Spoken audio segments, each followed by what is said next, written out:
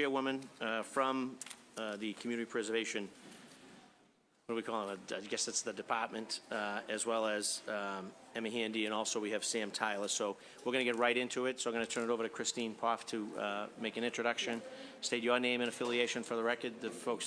Most of the folks in the gallery know who you are, but folks maybe watching at home do not. I'm Christine Poff, and I'm the director of the new Community Preservation Program for Boston. I'm actually going to ask Emma Handy, who's the Chief Financial Officer, to start, and then I'll tell you a little bit about what we have in the room here. Thank you, Councilor Flaherty and members of the City Council. My name is Emma Handy. I am the Chief of Administration and Finance and the CFO for the City of Boston. As you are aware, in November of 2016, Boston adopted the Community Preservation Act, which created the Community Preservation Fund to support projects in the areas of affordable housing, historic preservation, parks, and open space. The fund is capitalized primarily by a 1% property tax-based surcharge on residential and business property tax bills that began in July 2017. The A&F Cabinet has been charged with leading implementation of the CPA, and that's done, as you mentioned, under the leadership of Christine Poff. The pilot program, which we announced this spring, has allowed us to begin funding critical projects in neighborhoods across Boston, which has provided us with the opportunity to evaluate and improve the CPA process for future funding rounds. The city is committed to an open and transparent process for awarding CPA funding, and we believe that that is represented here in this pilot round. We have conducted a review of all of the applications modeled after some of the good lessons that we learned in our budget process. The same criteria was used for each project to ensure that it was fair and transparent. And we involved many city departments in reviewing these, the applications. The Office of Budget Management, the Parks Department, the Department of Neighborhood Development, all contributed their expertise to reviewing applications and helped us to understand what exactly the projects were and how we could execute them. We looked at projects that aligned with Imagine Boston 2030 and departmental capital plans and ensured that they are shovel-ready and will not supplant existing departmental investments. The city's law department also reviewed projects to make sure that they met CPA funding requirements. And as a result of this review process and the CPC's subsequent review and recommendations, the mayor is recommending 35 projects, which total over $8 million of funding in this spring pilot round. The projects span all three areas of eligibility: affordable housing, historic preservation, and parks and open space. And they serve a variety of needs and will have a broad and positive impact on the neighborhoods across our city. I'd like to thank the Community Preservation Committee for their work and their support during this pilot phase. And in particular, I'd like to thank Christine Poff, who again has been leading this for the city. And I will turn it over to her to talk more about what this pilot round looks like. Great, thank you, Emma. And thank you, councilors, for doing this hearing, and thank you to everybody who came. We just had a little party in the, or a celebration in the Curly Room, and I've asked people to bring the displays that they brought, so you'll see some of them when people are speaking, just because you weren't able to take some time in there. But quickly about, and I also wanted to introduce my two staff people. I hope they're here to wave. Thaddean Brown and Allison Quinn, who are very involved in this process with me. Quickly about the pilot, and then I hope we can get into testimony from applicants who are here. We got a total of 58 applications for the pilot, and the request was about $14 million. We chose, as Emma described, based on the requirements that the committee put out: shovel-ready, a final gap, meeting a significant need, and making a real difference in Boston. The committee chose to do this pilot because they wanted to test and review our materials and our process before we got into a really big funding round. And they wanted to start getting projects in the ground so that neighborhood residents who voted for the CPA could start to see exciting things in their neighborhood. And they looked a lot at, you'll see tonight that the projects are really varied. And that was somewhat purposeful. It was based on the needs that people presented, that they needed support for their projects. But also we wanted to show a lot of model projects so that community members who are thinking about what kind of project they might propose for funding could see the wide range of things that CPA can support. Among those that came in, Our smallest request was for $2,000, and our largest was for $500,000, which was the limit that the committee put on this round of funding. We had 20 historic preservation projects, 6 affordable housing projects, 23 open space applications, and 9 blended. The committee chose to just prioritize or really focus on ones that touch 2 categories.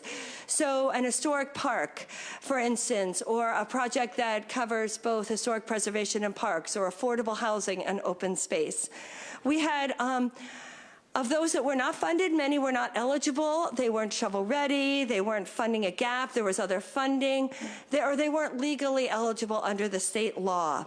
And some were just policy questions that the committee had not wrestled with yet, like a community garden that's locked all the time. So there isn't public access, and concern about the state anti-aid law. So that helped us winnow this pilot program down, and the committee will be wrestling with some of those sort of policy questions as they go forward.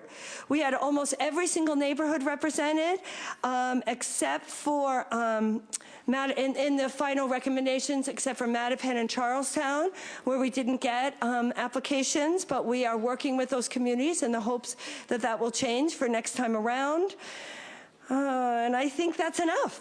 I will be here and would be happy to answer more process questions at the end after community members get to speak. These are both in the audience are applicants of all ages, as you can see.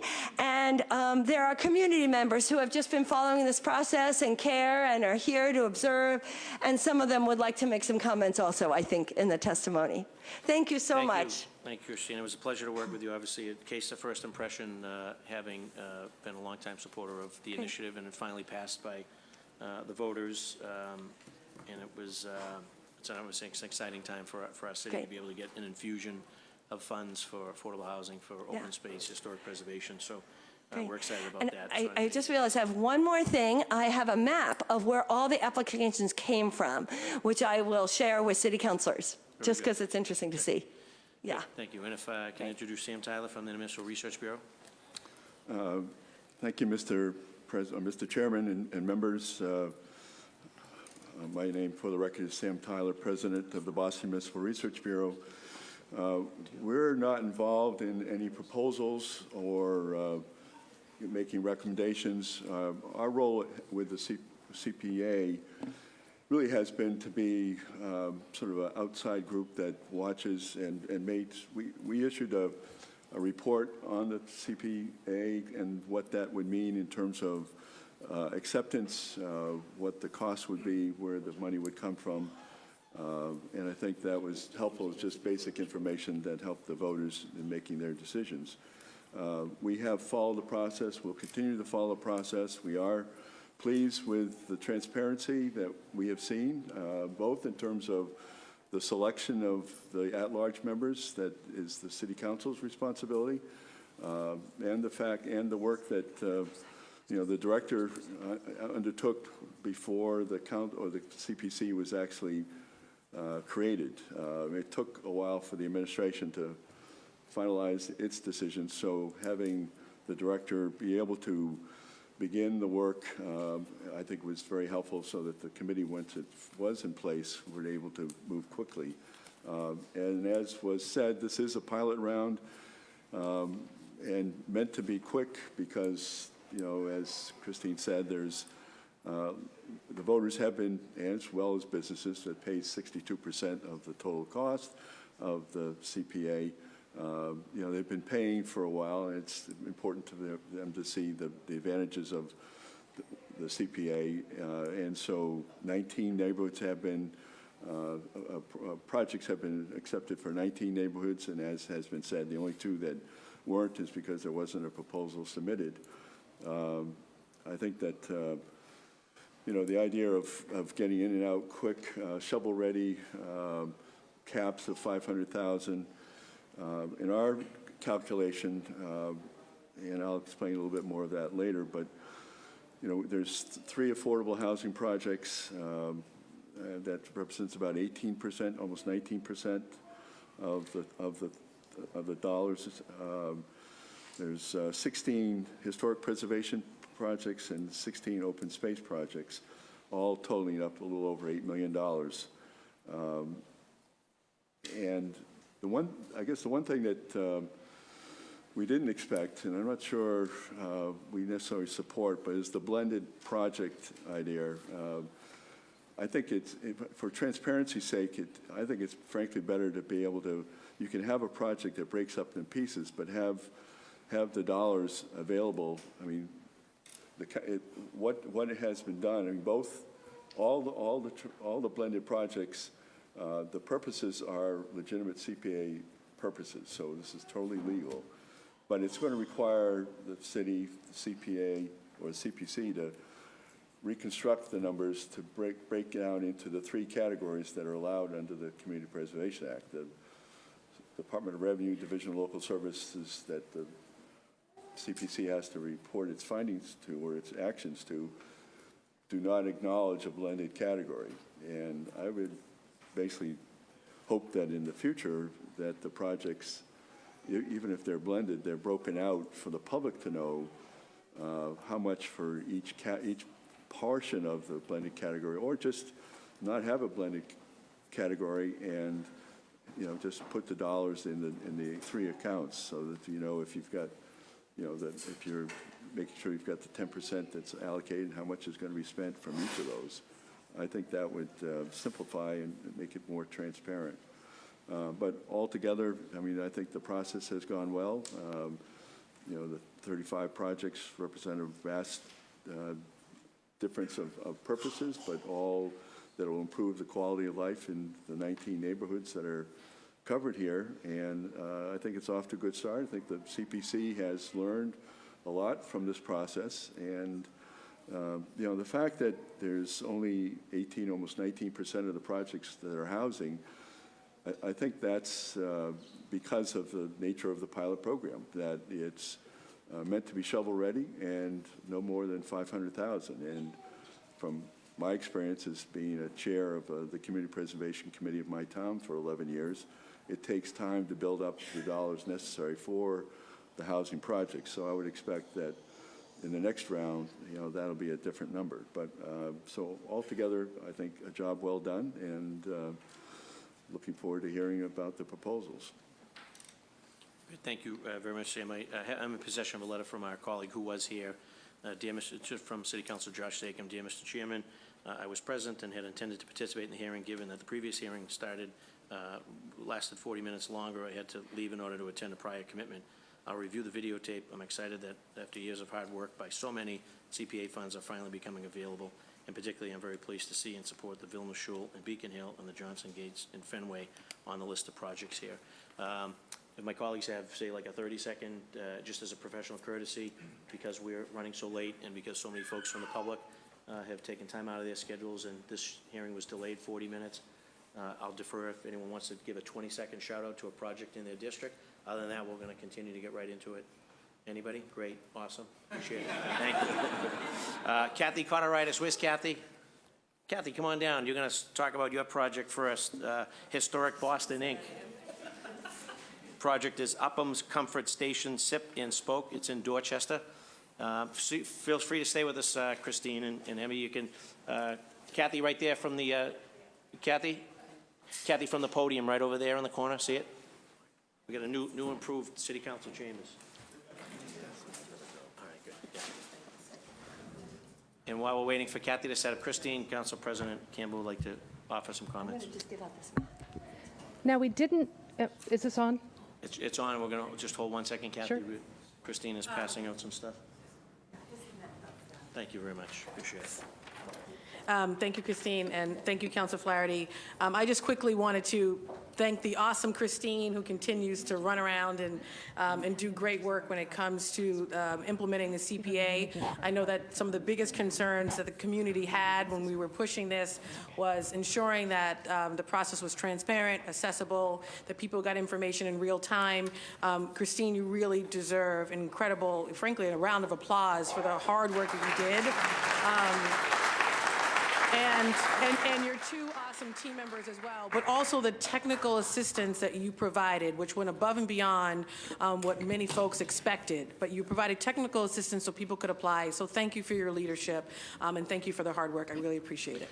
Thank you, Madam President. So, Kathy, we have 35 proposals. I'm just going to ask that you try to be as succinct as possible. We also have 3 pages of public testimony, so that we're not here till 10 o'clock at night. If you could just be as quick and brief as possible, but also giving us the sum and substance of that great project that we're going to be supporting as part of a CPA. So you have the Terrific. floor. Let me begin by saying thank you to you, the counselors, as well as my colleagues, and the director of the program, Christine, and others who have made so much effort in passing this and making it a reality. So we are delighted to be part of the reality today. So thank you very much for your consideration. And the project that I represent is the Upham's Corner Comfort Station. It's a very unfortunately deteriorated building in Upham's Corner, right in the business district, from 1912. Public restrooms in the days where people believed in that.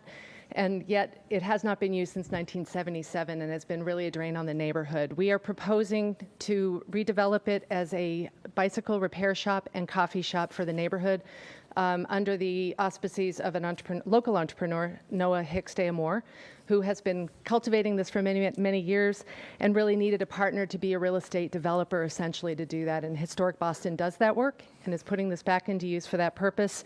It is a $1.4 million project, very expensive for what it is, but it's essentially a rebuild of a building that is in very tough shape. I'm pleased to report that as of this morning, we have all but the approvals on this funding to proceed with this project, and yet we fully anticipate that if this moves forward, we'll be ready to get in the ground in July. So we can all look forward to a construction season with jobs and then a new business operating there by January. Thank you, Kathy. Kathy, stay with us. Any questions of my colleagues on from Kathy with Historic Boston? Any questions? Very good, thank you. And I see Father Casey, so I know Father gives pretty quick sermons, so I'm sure Father will be very brief in his presentation. But Father Casey from St. Bridget's, and also the project is St. Augustine's Chapel in South Boston. So, and also he's joined by Marty Keogh, the very able and trusted not even a utility infielder for both St. Bridget and Gate Haven Parish, so we appreciate the work that you're doing on behalf of the parishes as well. So, thank you, Councilor. So you both have the floor. And we'll be brief. The purpose of our project is to provide a much-needed historical restoration to St. Augustine Chapel and Cemetery prior to the 200th anniversary celebration being held on September 15th of this year. The funds will go toward the restoration of the existing wrought iron fencing and to add perimeter fencing. We also have a lot of other work to complete, and we have been fundraising internally for that. The restoration will have a huge impact to our community. St. Augustine's is the oldest Catholic institution in New England and one of the oldest cemeteries in Boston. Because of its significance to the South Boston neighborhood and the city of Boston, these historical repairs are essential to the longevity of the historic chapel and cemetery grounds. It will enable our congregation and visitors to enjoy the chapel and cemetery forever. I just want to say thank you, first of all, from our parish community of St. Augustine's. It's a community of a small group of congregants that worship every weekend, as well as being a spiritual home for many weddings and funerals and baptisms for people in the South Boston area. We also have a monthly mass for members of the disabled community with the Simon of Cyrene Society. The chapel also hosts many concerts and recitals and artists events, and to the many South Boston Historic Societies meetings and speakers. The cemetery grounds are open daily for people to visit, and it's always nice to see one of the descendants of many of the those who are buried at the cemetery to come, and for the first time through genealogical discovery, see the grave of their great-great-grandparents, and it's always a special thing to witness that first encounter with these people who've been back probably 100 years later.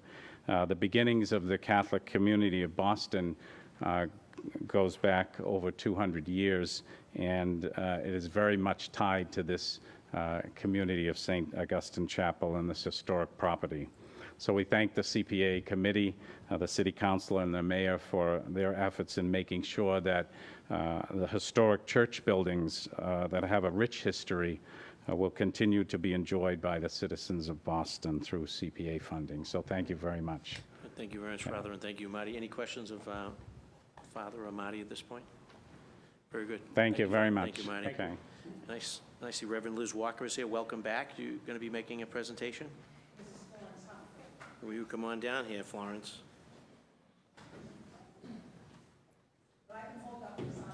That'd be great. That'd be great. Yes. Children. On this one. Otis School.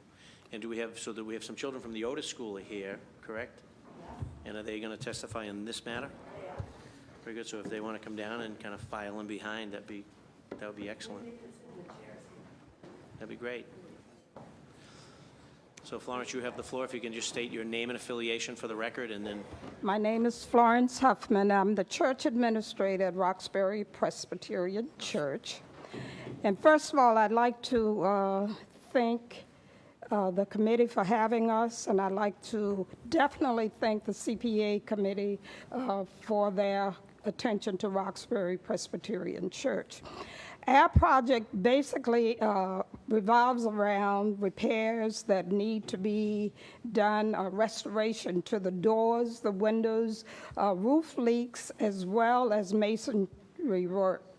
About 2008, we did, in fact, start a renovation project, and there were some items that we were not able to complete. And if you look at the picture that Reverend Walker was so holding up, you can see that the only way that we can secure many of the doors at our church is by putting nails in them and wood to hold them and protect them.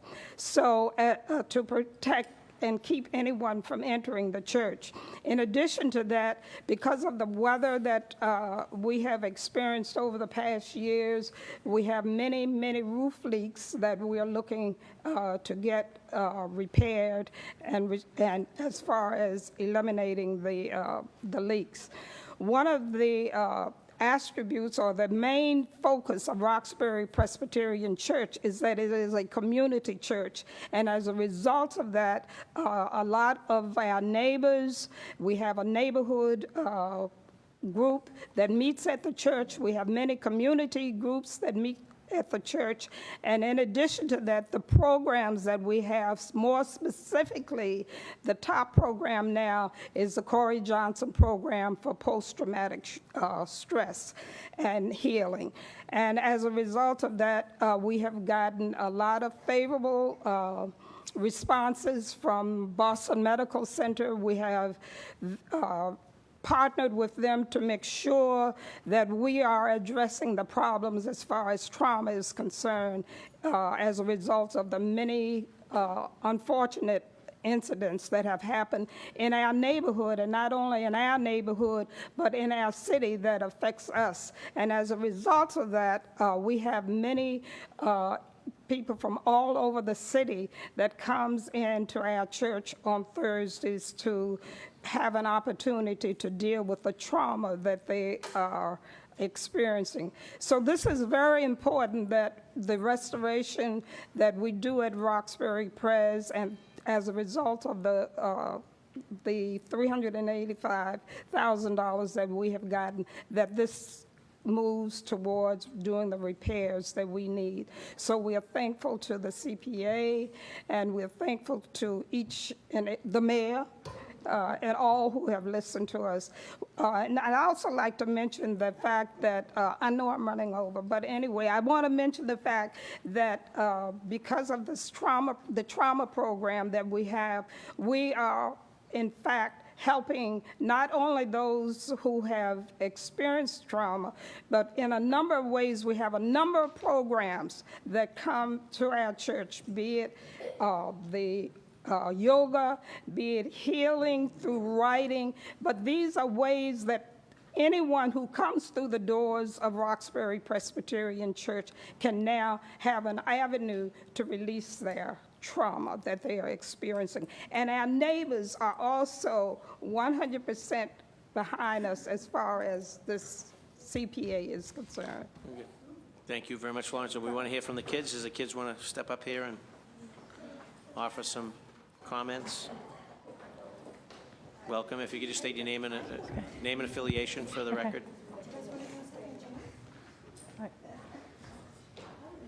Sorry.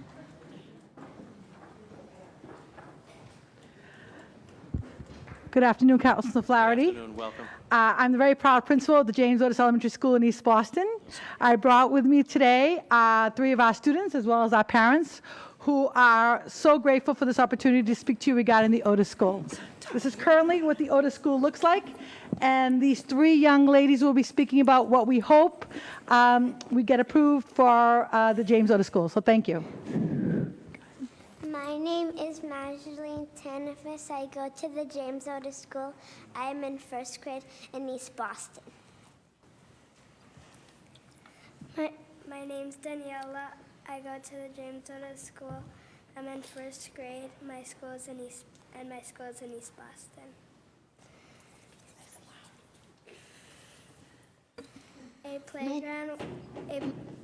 My name is Sophia. I go to the James Otis School. I'm in 3rd grade, and my school is in East Boston.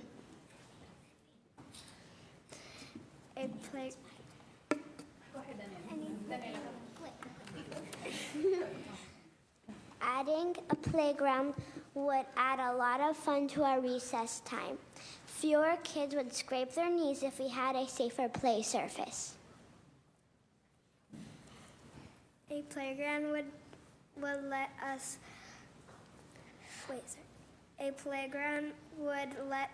play together and learn to take turns. Everyone at my school is talking about wanting a playground because we work hard in school. The James Otis School is the only elementary school in East Boston that doesn't have a playground. I have been waiting for a playground for 5 years. I really need your help. Other kids in the community will be welcome to come and play in the playground. So we want to thank you very much for this opportunity. And this is what the Otis looks like. And let's have a vote. We might have some questions here. I have some questions. So do any of you want to run for the Boston City Council at some point? Probably all 3. Because that's my seat, and that's Councilor Flint's seat, and that's Councilor Janey's seat. So we're going to keep our eye on you guys. All right? So welcome to the Boston City Council. Thank you for your input. Looks like a great project, and I think we're going to be happy to support that on Wednesday's meeting. So congratulations, girls. You did a nice job. Thank you. Thank you so much. Did I see Bill Higgins? I saw Bill Higgins. There's Bill Higgins. Welcome to the City Council chamber, Bill. If you could just state your name and affiliation for the record and tell us a little bit about the project. Do you want me to stay here? I know it's going to be tough to top that. Billy Higgins, I'm here on behalf of the Harry McDonough Sailing Center in South Boston at Castle Island. Thank you for having us. I appreciate the time. Our application was for a new dock. These pictures show the damage that we suffered over this past winter. The picture on the right is the existing dock. It's sitting about 8 inches lower than it normally would, causes a hazard, and it's unsafe. This is a dock that we built a few years ago, also suffered some damage, but our application is for a new dock, and the new dock comes with a 25-year warranty. It's a new composite plastic that will allow us to store the dock over the winter to avoid this from happening again. The Harry McDonough Sailing Center is in its 47th year. It's the only free sailing program in the city of Boston for children. It's always been free, and we're hoping that you can give us the support we need on Wednesday. Very good. Any questions of the Pro? Chair recognizes Councilor Flynn. Thank you, Councilor Flaherty. Bill Higgins. Reiterate what Mr. Higgins mentioned. It's a sailing program that helps so many young kids, not only in South Boston, but across the city. And they do a wonderful job mentoring young kids and providing great skills, great services, so we're proud of the work they're doing at the Sailing Center. Very good. Thank you, Bill, and appreciate all the work you're doing on behalf of the Harry McDonough Sailing Program, so we'll look favorably on Wednesday. Did I see Reverend Heinz? Is Reverend Heinz here? I see someone from the Elliott. Come on down. Welcome to the Elliott Church.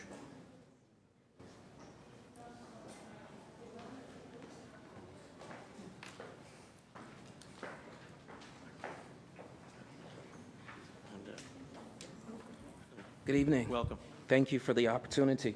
My name is Reverend Heinz. I'm the pastor, senior pastor of the Elliott Congregational Church of Roxbury. This lovely young lady to my left is not Vanna White. She's my wife, Erica. Miss Barbara Fields is an officer in our church.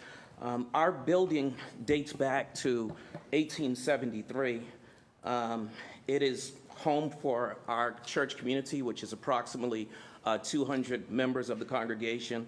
Also home of a Tai Chi program. We've had ballet programs in the building, an active food pantry. A number of elected officials use the building for meetings. We have a summer program in which we employ young adults for the summer and teens.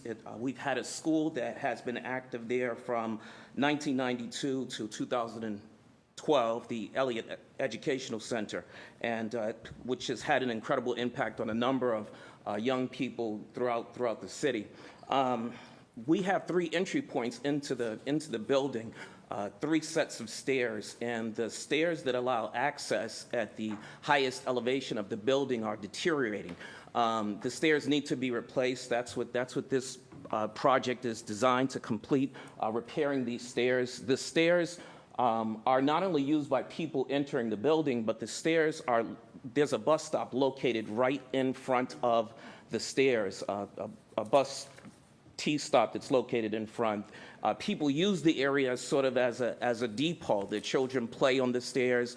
People sit and wait on the stairs. We've tried to secure the stairway so that people can't access them, but the children still kind of go under the restricted chain and play on the stairs. The building's located right across the street from the Higgins and Lewis School, so repairing those stairs would not only be a benefit for the church and the people that use the church, but it'll be a benefit for the general public and commuters in the area that utilize the stairway. We're hoping actually to open up the area to make it a small parklet at some point so that it could be a more accessible public space and more of a benefit to the community. So we're excited about the opportunity to have the stairs repaired, not just for ourselves, but for the community at large. Thank you. Thank you, Reverend. Any questions of Reverend Heinz? Reverend, a question from my colleague, City Councilor Kim Janey. Oh, no Thank question. you. A comment. I wanted to say thank you. I think, so one, we had 2 churches from my district so far, Roxbury Pres and certainly Elliott, both beautiful historic churches and mean so much to our community. So thank you so much. Thank you. Thank you. And I know Tim McCarthy's itchy to hear from We Grow Microgreens. So is Lisa Evans here? Where's Lisa? If Lisa can come down. Cool kids sit in the back. We Grow Evergreens. Path connected to the urban farm in Hyde Park and Reedville. And if you could just state your name and affiliation for the record, and you guys have the floor. Do you guys want some milk?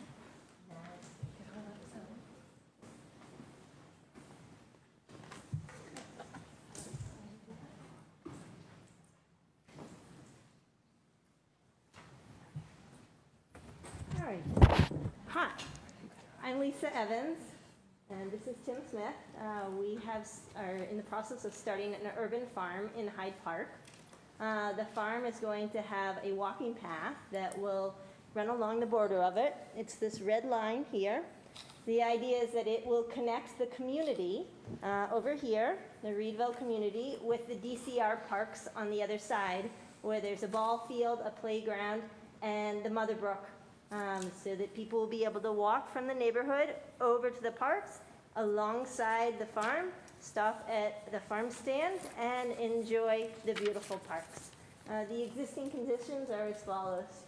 We have a license to be on the land currently, and we've been cleaning up an open culvert. You can see what it looked like prior to us getting there, just a mass of bottles that just ended up in the culvert. So we're very happy to possibly have a path there that the whole community can take pride in and walk through as they go to the Mother Brook and enjoy fishing and just watching the water. Okay, thank you very much. Thank you. Any questions, Lisa? Tim McCarthy, Chair recognizes City Councilor Tim McCarthy. Thank you very much. No, just a quick comment. Tim and Lisa have become great friends, and this project, literally, I could hit a golf ball from my house to this project. And I grew up right on that neighborhood, and we used to call it Snakefield. And trust me, what's in there is, well, what was in there is now removed. And we are absolutely, I cannot wait for this to open up. So I'm very excited to be here for you guys, and I'm looking forward to working with you for many, many years to come in Reedville. Thank you very much. Thank you very much. Thank you, guys. Marie Fukuda, where's Marie? I saw Marie. Come on down, Marie. Fenway Civic Association, Westland Gateway, which I know is a fan favorite of Councilor Zakem. So if you can state your name and affiliation for the record, and you have the floor. Yes, thank you. My name is Marie Fukuda. I'm a 33-year resident of the East Fenway and a board member at the Fenway Civic Association. Thank you, Chair Flaherty and council members, for affording the opportunity to speak today. I'm here to describe our project and request your support for its funding. Our request is for $200,000 for the Westland Avenue Gateway Restoration Project and repairs to the Johnson Memorial Gates, located at Hemingway Streets and Westland Avenue in the East Fenway neighborhood. This is an example of a blended project covering both historic preservation of the Johnson Gates, which were built by Guy Lowell in 1902, and needed improvement to the adjacent historic parkland and its paths. The gates were deemed a most endangered resource in 2014 due to significant structural degradation, and the parkland similarly has remained unrepaired for decades. There are paths going through the park. It's ironic that they lead to a wheelchair-accessible building, but are in such disrepair that they cannot be crossed. Our organization has been working since 2008 to effect needed improvements and advocated incrementally as conservation assessments for the monument were secured, funding for initial repairs received, and advancement to city capital project status awarded. If conveyed, these funds secure the complete stabilization of the monument, the complete restoration of the park, and the greatly needed improvements to pathways and access to the Back Bay fens. We see this project as a poster child for what CPA funds can do for communities, helping realize improvements to historic structures and open space that otherwise would remain incomplete for neighborhoods and communities. These repairs benefit all those who live, work, and visit the Fenway. These gates are truly a gateway through the Fenway, highly visible and heavily used. Thank you for this opportunity to speak. You're welcome. Any questions of Marie at this time from my colleagues? Good. Thank you very much, Marie, for your presentation, and look forward to favorable support on Wednesday. Ken Crocomire, is Ken here? Ken. Hi, Ken. Welcome. Ken's with Uses, South End House. If you could just state your name and affiliation for the record, and you have the floor. Yes, I'm Ken Crocomire. I'm a board member of United South End Settlements. We're here with a proposal to do repairs to the roof at 48 Rutland Street. This is known as South End House and serves more than 100 children every day. We're, because of a roof leak, or excuse me, not a roof leak, yes, because of a roof leak, there was a pipe burst in January, and this roof repair is critical to our being able to restore the function of the building and serve the children in the South End. We're very excited to be able to continue our work among people in the South End and hope that this will be accepted as a project because we think it will be particularly important to get this building up and running again. It's an 1840s building built for children and still serving that purpose. Very good. Any questions of Ken at this time? Chair recognizes City Councilor Kim Janey. No question, just to... Yes. Just to affirm, so I had the pleasure of being there not too long ago for a meeting. I took a tour of the space, beautiful. Right after that incident, there was a recent incident when you guys were opening up. I was also there over the weekend for the South End Barbecue. Certainly would put in my 2 cents to support this proposal. 550 people in the courtyard Exactly. on Saturday. It was beautiful. It was wonderful. truly It was a exciting. great event. Yeah, it's wonderful to have the building back up City and Council operating. Thank you, Council Flaherty, and I just want to echo what Councilor Janey mentioned. I had the privilege to visit on Saturday to the barbecue with my wife, and what impressed me the most is the young people that were at the barbecue that you guys are providing excellent services for. So it was great to see that partnership and hard work, determination of your organization. So be proud to support you guys. Thank you, Councilor Flynn. Thank you very much. Thank you very much for your Appreciate time. it. Thank you, Councilor Janey. Folks here, for anyone from Vilna Shul? Vilna? Yeah. Vilna Shul? Welcome. Yeah, I know they're here. Yeah, there we go. here they are. There we go.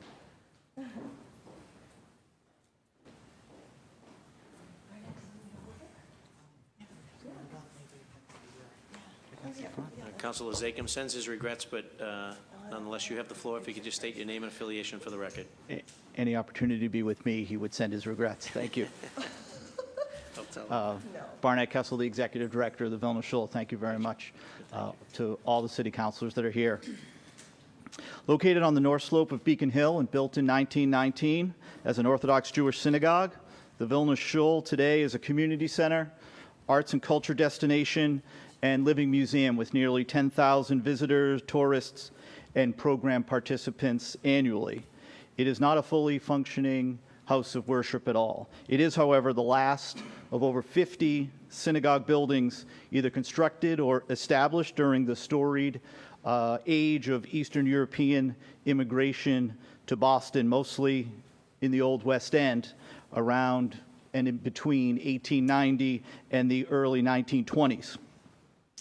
Briefly, the project is a preservation, restoration, and modernization program for the historic Vilna Shul. The building was basically abandoned and structurally condemned in the mid-1980s and rescued in 1995. The dream for almost 35 years now is to finally and fully restore and modernize the building for its second century of life. This grant request specifically addresses the costs associated with the accessibility improvements and the balance to do so in concert with historic preservation. Most importantly, universal accessibility is essential for proper public access.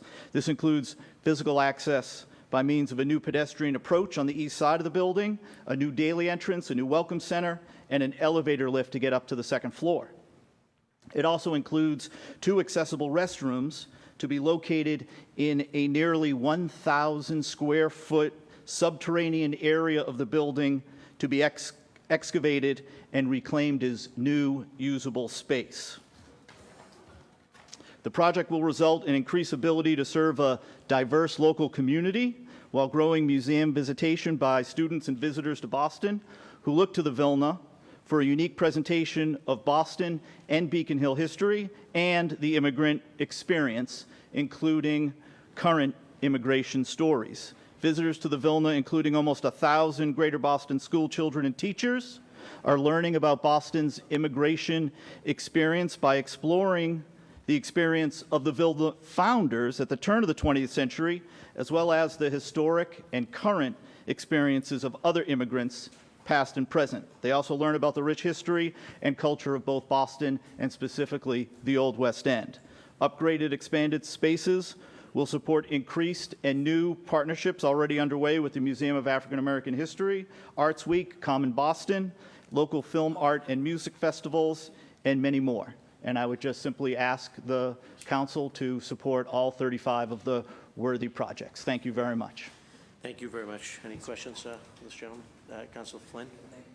Thank you, Council Flaherty, and I'm proud to have the Vilna in District 2. I've talked to Councilor Zakim about it, and although I've only visited twice, Councilor Zakim talks very highly of your organization and what you do, especially helping our immigrant community. So I'm proud of what you guys are doing in the city. Thank you very much. Good. Thank you very much. Thank you. Martins Park, any folks here from Martins Park? Anyone? Okay. Church of the Covenant? Anyone from Church of the Covenant?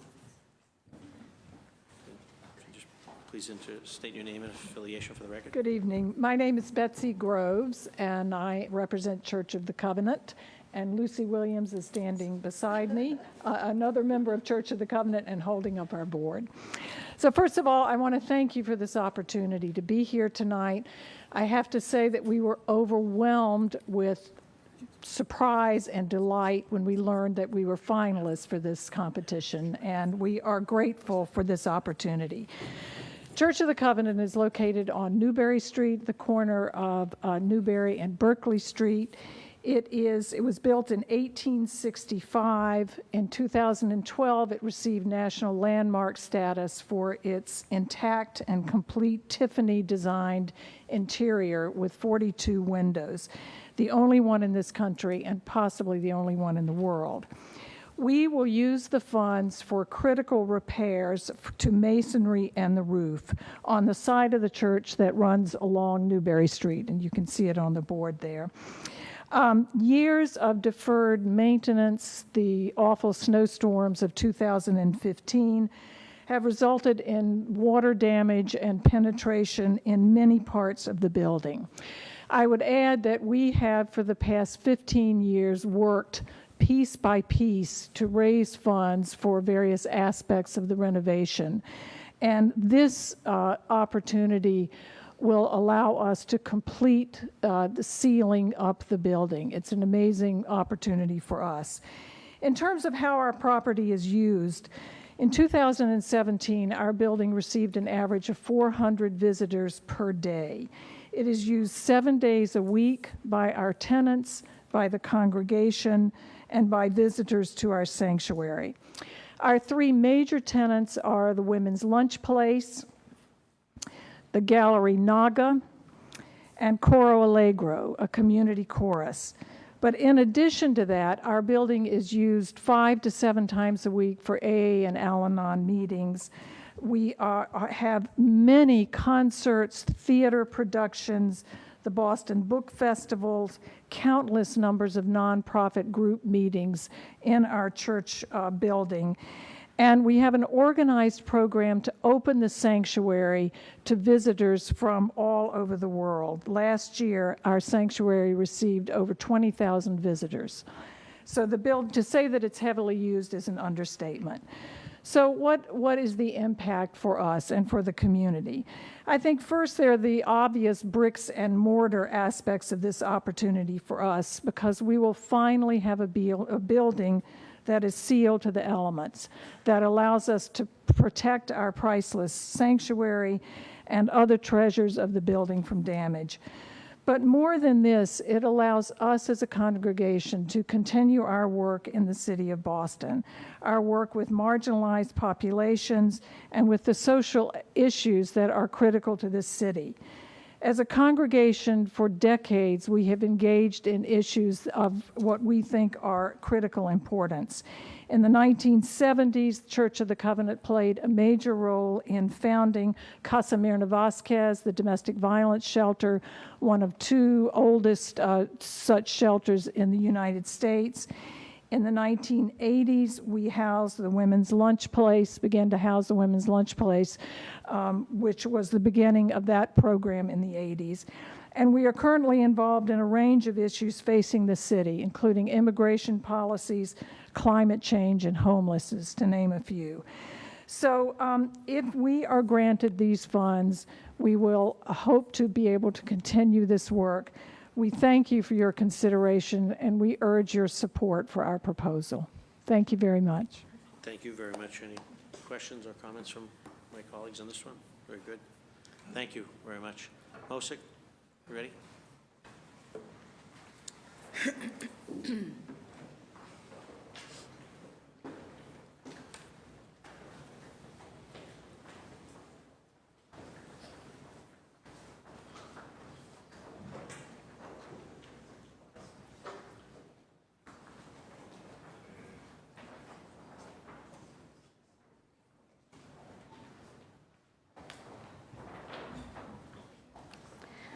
Hi, I'm Marion Wright, and I'm a teacher at the Higgins Inclusion School. And we're very pleased that the Community Preservation Committee recommended a $500,000 grant for building a playground at the Higginson K-0 to 2nd grade inclusion school, proposed by our school community with support of our community partner, Higher Ground. We urge you to support the committee's recommendation so that the young children ages 3 to 8 in our school can have a safe and healthy outdoor space to play in the activities that are so important for their social and physical development. Very good. Thank you. Welcome. Good evening. My name is Lina Banks. I'm a parent of Higgins students. I have 2 very active kids, and believe me, you are lucky they're not here. All right. We appreciate very much the strong support from Mayor Walsh, our City Council, Kim Janey, Superintendent Tommy Chang, Representative Liz Malia, Senator Sonia Chang Diaz, the Garrison Trotter Neighborhood Association, and 380 parents, teachers, students, and neighbors that signed the petitions in support of the playground. With your approval of the Community Preservation Committee recommendations, we will proceed immediately on the next steps to ensure that the playground is ready for the children early in the coming year, this fall. Welcome. Good evening, everybody. My name is Marie Mullen. I'm principal of the Higginson School. We would like to formally thank Mayor Walsh, Superintendent Tommy Chang, Mr. John Hanlon, Mr. Rob Consalvo, Mr. Jonathan Sproul, and the school committee for their commitment and assistance in helping the Higginson in our pursuit to build a playground for our school community. Our school opened just 5 years ago and serves students in K-0 to grade 2 with and without disabilities, including English language learners in a fully inclusive setting. I am presenting on behalf of the school community as we begin the process of raising awareness for our need for a playground. Recess is vital to children's social and physical development. There are multiple studies on how recess impacts student learning and social development. Our students are at the age where they are developing social and physical skills required for lifelong opportunities. A playground built with engaging, inclusive structures, equipment, and materials will lead to student inclusivity and engaging experiences for students to build positive social relationships. We are hopeful we will have a playground soon, and our students will have opportunities to engage in proposed social interactions that will lead to global developmental success. Thank you. Thank you. Hello, my name is Paulo Brazil, and I'm the Strand Specialist at the Higgins Inclusion School. I have the great opportunity to work with all the children and during unstructured time. As a concerned staff member, I should say what the Strand Specialist does. I maintain safety, encourage children to use healthy, positive words, kind words, caring words, and I also facilitate friendships and maintain safety. So as a concerned staff member, the safety of all students is a daily worry. Without a playground with engaging, inclusive structures, equipment, and materials, there is limited opportunities for students to build positive social relationships. With limited choices, this often leads to conflict and situational aggression. We are hopeful we will have a playground soon, and our students will have opportunities to make positive choices, engage in pro-social interactions that will eventually lead to global developmental success. And I just want to say thank you, and we look forward joining you this fall. And ribbon cutting, please come. It's going to be a big party. That'd be good. Thank you. Thank you. Very good. Any questions of this group? Very good. Any comments? Thank you very much for your presentation. Best of luck. Kristen Chin, JPNDC. Is Kristen here? Come on down, Kristen. Either microphone, whatever is easier and most comfortable.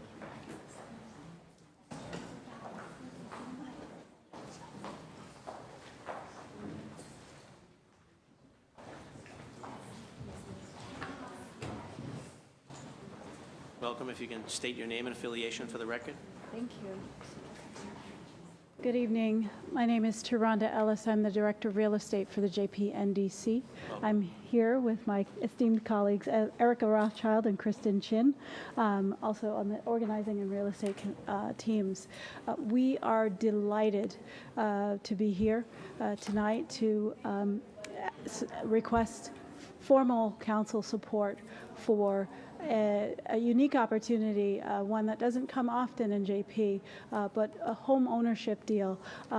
We have, JP and DC has worked tirelessly on delivering affordable housing to many, many residents of the city of Boston. And when we have the opportunity to structure a deal that offers economic development opportunities, such as a home ownership round, we jump at it. And so just wanted to share a few kind of key points. This is a 8-unit affordable home ownership deal that offers something unique that we've done only a few times in our history, but it's a home ownership rental component. So it's 2 family homes where the homeowner will, at an 80% of affordability, purchase a home and offer at a 60% restricted affordability level a rental opportunity to a family in the community that we are all understanding is losing housing opportunities for many, many Boston residents. So we are just incredibly thankful to the committee, to Christine for her tireless efforts. Kristen Chin and Erica Rothschild, my colleagues, have worked tirelessly with the community and many of the butters. We are very, very fortunate in Jamaica Plain to have such a strong neighborhood support for home ownership and rental housing. And so we just are, again, thankful for the opportunity to be here to have the council consider this request. Thank you. Thank you for your presentation. Any questions or comments from colleagues? Chair recognizes Councilor Andrea Campbell. Thank you, Councilor Flaherty, and thank you guys for being here. It's just a quick comment. One, homeownership. Of late, people are talking about that and the need for that. We talk about affordable housing, of course. We often talk about it in the context of renting. So thank you for putting forth a creative proposal. And I see Dream Collaborative is listed there. I think it's also important to acknowledge projects that have folks of color involved who are leading firms and are also participating in these proposals. So I just wanted to flag that because that's important to the committee. I know was important to many folks when talking about setting up some of the requirements related to these projects, is making sure that there was equal access in terms of vendors, contractors, and making sure that they were folks of color and women. So thank you. Very important point. Thank you very much. Okay, thank you. Gregg Murphy, Friends of Haley Field. Is Greg here? Come on down, Greg.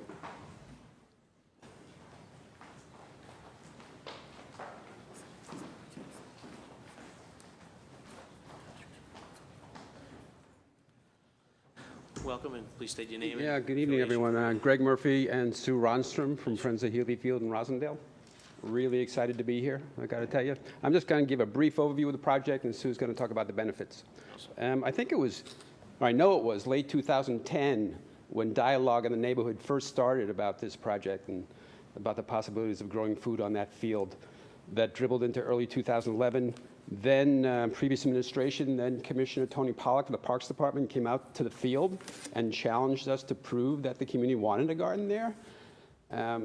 600 plus signatures later, letters of support from most of the abutting homeowners. I'm in her office in early 2012 where she gave a big thumbs up with her, I think her director of planning was also in, hoping that maybe we could roll it into the field renovation that happened a few years ago. Here it is, 2018. There was a change in administration at the end of, there was a big election in November 2013. Things slowed down for a while. But in early spring 2015, the Parks Department really started paying attention. You know, I think they got sick of me like calling them and sending emails and stuff, right? And Marshall Jacquard came out, met with us, talked about what we could do. And the commissioner got excited. Sometime in 2015, the mayor wrote a letter of support because we got permission to start fundraising for the garden. And we did a pro bono landscape design community-led process in the fall of 2015, about 5 or 6 meetings that led to initial design of the garden. There's lots more, but I think the other big thing was sometime towards the end of 2017, we had a fundraising campaign to raise $55,000 for this project. So we're feeling pretty good about it, and we're really excited when we learned about the CPA funding and talked to Christine about the possibilities. So again, we're really happy to be here. So, thanks everybody. Just to show the impact of a community garden in Rosendale, that, like Greg said, this has been a labor of love for a number of years. And we just want to thank, Tim McCarthy, the first meeting, that breakfast with Lee, talking about how to really make this happen a couple of years ago. Also, Michelle Wu from the Parks Department. We have Marshall, we have Liza, we have Chris Cook. We've met there. The mayor gave his support and a letter of support a number of years ago. And we decided to do this ourselves and raised $55,000 with matching funds from the Mass Development Corporation through their program. And so now we are here to say that the city of Boston has 200 community gardens. Rosendale has 1. And we would like to make that double. This would come with accessible raised beds, kids' gardens, an open access community area that would be put down, new shrubs, new trees, a new path that goes to the Archdale Housing Project. And just like our neighbor said, 600 neighbors signed, 40 neighbors went into the collaboration of this planning, and over 200 people donated to that campaign that we rounded up. So just want to say thank you again that Rosendale needs this garden. Rosendale wants this garden. And so now it'd be really great to make this collaborative effort come along, because we've really tried to make it happen ourselves, but we really need you to make this happen. So thank you. Thank you. Chair recognizes the City Council, Tim McCarthy. Just quickly, Greg, Sue, thanks so much for all the work you did. As they said, we met a couple years ago, and you guys have really been pulling this train, though, and it's been unbelievable. And I do want to thank the administration. Healy Field, this is kind of the cherry on top of a culmination of a ton of capital resources spent by the city. Flaherty Pool, no relation, is it? It could be, probably somewhere down the line. Flaherty Pool, the new playground outside of Flaherty Pool, Little League Field, the baseball fields, all redone. Place is gorgeous, and now this is going to be the cherry on top of a place where if you don't play baseball anymore, you have a place to go. And this is going to be wonderful, so I'm looking forward to the chair passing this out on Wednesday. So thanks again for all your hard work. Great. Thank you so much. Thank you, Councilor McCarthy. Thank you. Anyone here from Belle Isle Marsh?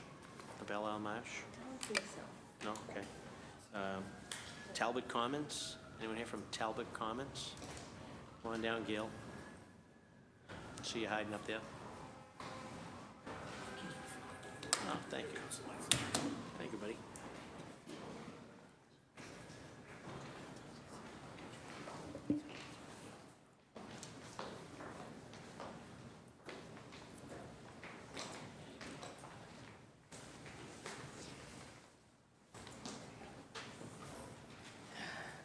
Good evening. Thank you for holding this hearing. It's pleased to be here. My name is Gail Lattimore. I'm the Executive Director at Coppin Square Neighbor Development Corporation in Dorchester. And we're here to ask for your support for $500,000 for our Talbot Commons Phase 1 project. This is a 40-unit affordable rental housing project located in Dorchester, right near the Talbot Ave stop on the Fairmount line. So we will be creating 19 new units and renovating 21 existing units in about 2 or 3 locations right near the commuter rail line. All of the units will be affordable to people who are at 60% of area median income and below, including about almost 25% of the units will be affordable to very low-income people who are homeless. So we are pleased to have gotten the support of President Campbell and Councilor Presley, as well as Michelle Wu. And we also have the support of the Coppin Square Neighborhood Council for this project and the Talbot Norfolk Triangle Neighbors United. So we hope to break ground on this project before the end of the year, pending this funding. And for every unit affordable unit that we have available, as we all know, there's a affordable housing crisis in the city. We easily have 20 to 40 applicants for one unit. So we appreciate your support, and we're looking forward to developing this transit-oriented housing. Thank you. Any questions or comments from my colleagues? Very good. Thank you Thank very you. much for your presentation. Awesome. Anyone here from Boston Harbor Now? Jack Murray? Jack here? Come on down, Jack. Spectacle Island Shade Shelters from Boston Harbor. Go right there if you want. Right there. Perfect. Just state your name and affiliation for the record, and then you have the floor. Mr. Chairman, members of the council, thank you very much for hearing us this evening. And Christine, thank you very much for all your technical assistance and support throughout this project. For the record, my name is Jack Murray, and I serve as the Vice President for Partnerships and Operations at Boston Harbor Now. Boston Harbor Now is a 501c3 nonprofit organization that works to plan, advocate, and activate Boston Harbor Islands. We run almost 450 programs annually and provide free transportation to the islands for over 20,000 children and families throughout the year. But Spectacle Island actually is, many of you probably know, is a reclaimed City of Boston piece of property, which was a landfill. It opened in 2006. And it's got many unique challenges affiliated with it, some of which are not a lot of shade on the island. This proposal is for portable shade shelters that will provide shade in various locations around the island. About 40,000 visitors go to Spectacle Island each year. Of those 40,000, 5,000 are transported out there by our partner organization, Save the Harbor, Save the Bay. These are kids who are affiliated with 71, specifically 71 groups that operate social services programs here in the city of Boston. I'd like to introduce my colleague here, Jack Garvey, who's the the Deputy Director of Development for Boston Harbor Now, just to go through some of the details for you. Hi, thanks so much.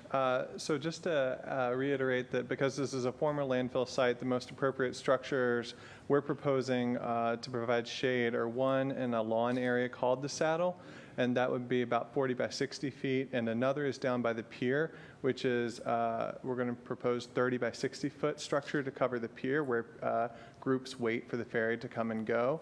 So we're trying to do this to provide some shade for health and just to get out of the elements for the many visitors to Spectacle Island. Very good. Any Councilor questions? O'Malley should be here. Yes, what's that? Councilor O'Malley should be here. Very good. He was here earlier, so again, I know. We got the chair, Councilor Ed Flynn. Comment? Thank you, Councilor Flaherty, and proud to support the proposal. The Harbor Islands are a real asset to our city, oftentimes almost unknown to many, but thanks to Boston Harbor Now, Kathy Abbott, you know, people that never had access to the islands are enjoying the islands now. People in the communities of color, people in public housing, public school kids, kids throughout the city. So we just want to say thank you for, you know, making sure that everyone has access to the islands, and that's real important. Thank you. Thank you. Thank you, Council. Thank you, gentlemen. Ben Havoc. Ben, come on down, Ben. Ben's with Historic New England, Otis House, and the West End.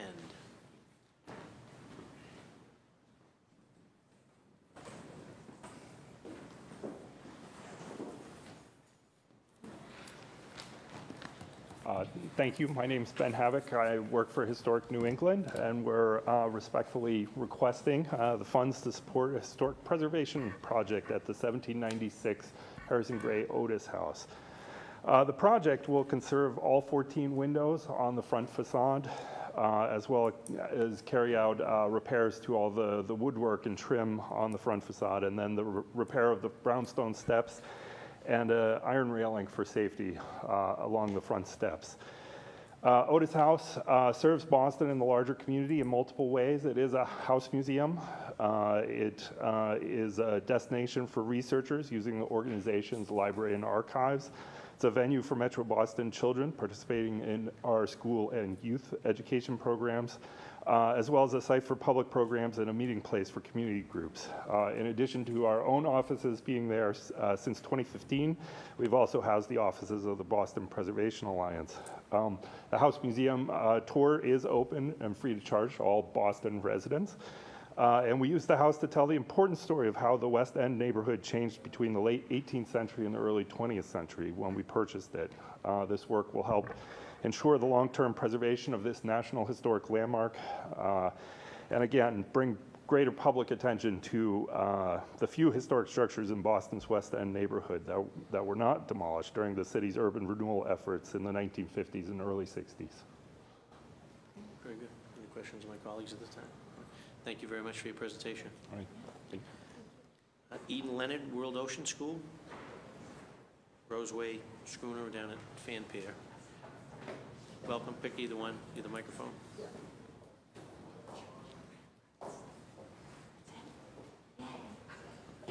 Welcome to the Boston City Council. State your name and affiliation for the record, and then you have the floor. So my name is Eden Leonard. I'm the Executive Director for World Ocean School. World Ocean School is the proud owners and operators of the schooner Roseway, 1925 schooner that is a National Historic Landmark largely for her service here in Boston. She was a Boston Harbor pilot vessel in the 40s and also 40s through the 70s. Also protected Boston Harbor as a Coast Guard vessel with a machine gun on her bow during World War II, and was the last sailing pilot vessel in the United States here in Boston, which granted her historic designation. In 2002, the World Ocean School was founded and found the World Ocean School, the Roseway, bought it for $10 and proceeded to do a $1.5 million restoration with it. Anything we didn't have to do at the time, we didn't because we were eager to work with students and get students out on the water. Since then, we've worked with 20,000 students. We operate at a budget of about $1.3 million a year. A grassroots organization building that, and one of the original pieces of the vessel, her horn timber and rudder trunk, needed to be replaced. And the Coast Guard said that we would not be able to continue to operate the vessel if we did not replace this. This was about a $500,000 project, and we were able to raise a considerable amount, but there was a deficit, and we're grateful for the opportunity to have these funds. The interesting thing, actually, we currently dock at the federal courthouse dock, and allow have opportunities for students. About 600 students from Boston Public Schools, low-income schools, are targeted. One of the interesting comments before, there was no proposals from Mattapan or Charlestown. Schools from both of those areas participate in our programs every year. I have a couple of students here, well, a student here with me who's actually about to become one of our first Boston alumni crew members. He'd become a full-time staff member in November joining us. This is Brandon Clone. He'd like to say a few words as well. It's a pleasure to speak in front of the council today. I grew up, much like the earlier presenters from East Boston, probably staring out over the ocean from Pierce Park. And one of the things that always caught my eye on the water was a old schooner with bright red sails. And it was the only ship on that harbor that I was really interested in. And I'd always wanted to sail it, but never really thought I'd ever get the chance. Fast forward a decade and a half about, and Aaron Stone, the teacher at Boston Day and Evening during my final year there, began to partner with World Ocean School to get a handful of students out and sailing for 3 weeks up to Nova Scotia. It is through that experience that I realized that I wanted to give more to both Boston Day and Evening and World Ocean School, and since then I have worked as a teacher's assistant at the school I graduated from, Boston Day and Evening, helping underprivileged kids from communities throughout Boston that were just not suited for the normal Boston Public Schools system, and to World Ocean School, an organization that has both helped students from the area who are underprivileged and Not only that, but students from the Caribbean who were recently hit by the hurricane that swept through St. Croix. And it would be a pleasure to be able to sail on her fully refurbished and in perfect running order. Thank you for your consideration. Very good. Good. Any And you questions? have to wear a life preserver at the ribbon cut. Chair recognizes Councilor Ed Flynn. Thank you, Council Flaherty, and it's an awesome proposal, and I'm so glad of your commitment to public school kids, and I'm proud to support it. Just want to say thank you for all your hard work. Thank you. Chair recognizes Council President Andrea Campbell. Thank you, Councilor Flaherty, and thank you, and thank you for the work that you're doing with Boston Day and Evening Academy. It's a gem in the system. So I think this is just an awesome example of partnerships, alum, careers, so much. So thank you so much for being here tonight, and thanks for applying. Thank you, guys. Good luck. Emily Loomis, Urban Edge. Is Emily here? Delphine's Park, Eggleston. Yeah. Excuse me 1 second, Emily.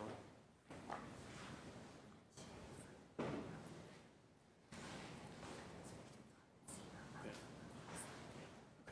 And then for the ones that are not here, you're going to say something at the very end so that they're on the record. We're going to need to. Yeah, gotcha. Perfect. Perfect. Thank you. So, Emily, you have the floor. Welcome. Hi, my name is Emily Loomis. I'm here representing Urban Edge, a nonprofit community development corporation based in Roxbury. I'd like to thank the City Council for considering these CPA applications, to thank Christine Poff, as well as the Community Preservation Committee for recommending Delphine's Courtyard as one of those projects. Delphine's Courtyard will create a publicly accessible open space on Columbus Avenue in Eggleston Square in Roxbury. Delphine's Courtyard will turn a vacant lot into a place of beauty that will serve as a neighborhood gathering place.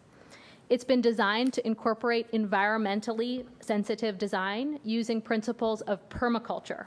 This will include permeable pavers as well as native and drought-tolerant plantings. The courtyard has received strong support from community members and from the Friends of the Eggleston Square Library. The Eggleston Square Library is right next door to the courtyard. It's also next door to new affordable housing that's currently under construction and other residential homes in the neighborhood. The Friends of the Eggleston Square Library is an active group of neighborhood volunteers who have transformed the library's backyard to a permaculture garden where they host movie nights and social events. Delphine's Courtyard will help bring those activities to the front yard, to Columbus Ave, bringing in more neighborhood residents to create connections with each other and to the Eggleston Square Library. Thank you very much for considering the Delphine's Courtyard project. Thank you very much, Emily. Any questions of Emily at this time? Very good. Thank you very much. We get the Veterans Victory Garden.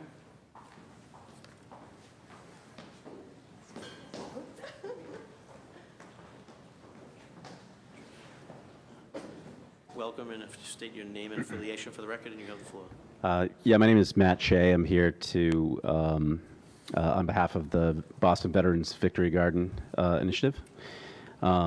This project is working in collaboration with the West Roxbury VA Hospital to provide a peaceful and scenic place for patients, particularly those with PTSD and their family, as well as the staff. The hospital is a bustling 2,000 person facility, and there isn't a quiet place that's important for patients who are in need of some R&R. There's also no place to walk to, so for patients looking to get a little exercise, aside from walking along the J-way or somewhere else, walking out to this garden through the grassy area would provide a location, and also the cathartic activity of gardening provides exercise and fresh air, and it can be done in groups and is a great activity for community building. We've got a great group of volunteers ready to go, and this is a turnkey project, so I appreciate your consideration and hope for your support. Very good. Thank you. Any questions of him? Chair recognizes Councilor Ed Flynn. Yeah, thank you, Council Flaherty. And I just want to say thank you for what you're doing to helping our returning veterans, especially with veterans with PTSD, giving them an opportunity to re-engage in society. So on behalf of the City Council, we just want to say thank you. Oh, thanks. Thank you. Thank you. Rick Yoder, is Rick here? Rick, come on down, Rick. Rick's with Mount Hope Cemeteries.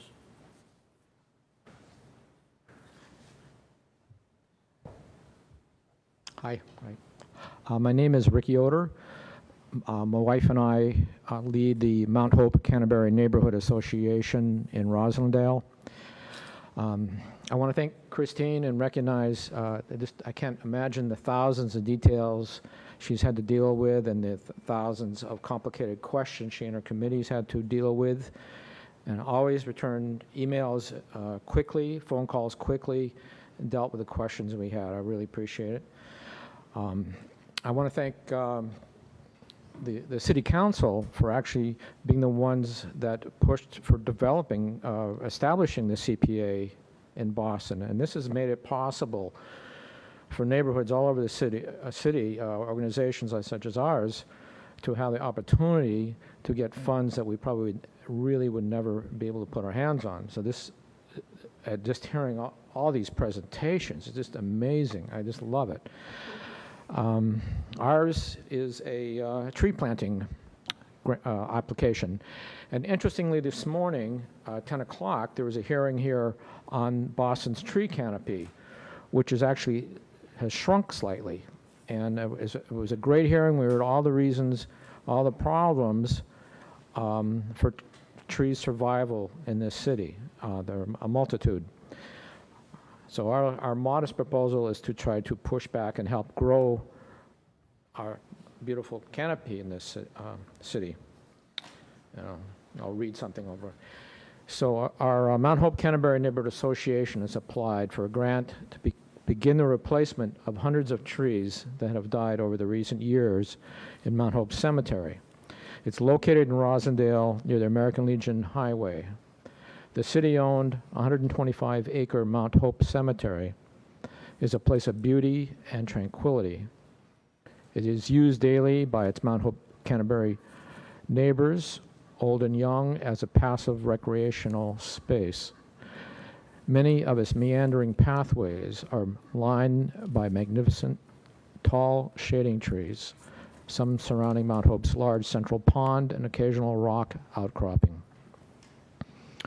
It was established, Mount Hope was established in 1852 and includes veterans' memorials, ornate family plots, and paupers' graves. It's a collection of 200,000 individual memorials. It is a place of history and of beauty. To the many residents, hundreds of residents in the pocket neighborhood surrounding Mount Hope, this space is the closest we have to a park. We and our neighbors often take walks through Mount Hope after work and on weekends. All are dismayed by the increasing tree canopy loss we are witnessing. Over the past years, many Mount Hope trees have died and then died at an increasingly higher rate than in past years. This last year, at least 28 trees have died. The year before, 26. Over the past 20 years, not one replacement tree has been planted in Mount Hope Cemetery. The Parks Department is doing what it can to replace the city's dying trees, but more resources are needed for this task. We need to start the effort at replacing these many lost trees so that this space will remain a beautiful and tranquil sanctuary for the generations to come. Thank you. Thank you very much. If there's any questions or comments at this time, Rick? Chair recognizes Councilor Campbell. Council President. And Rick, thank you for your leadership here. When pushing the CPA, this was one of the examples I used as an example that people could go see and see why we needed the CPA in the city of Boston. So thank you for your advocacy. At some point, I think, this is a city-owned parcel. Yes, there are veterans buried there, and there's a lot of work that still needs to be done there, including the fountain and some other pieces. So look forward to more applications related to this parcel as well. But thank you for your leadership, Rick. Thank you. Thank you, Councilor. And he's been at hearings all day today. That's awesome. As you have been. Staying on the cemetery thing, Evergreen Cemetery? Anyone here from Evergreen Cemetery? But I think you have, And we have, then we have those are Cops Hill Burial Ground? no, those are city Okay, projects. very good. But, Emmanuel Church? Very good, come on down.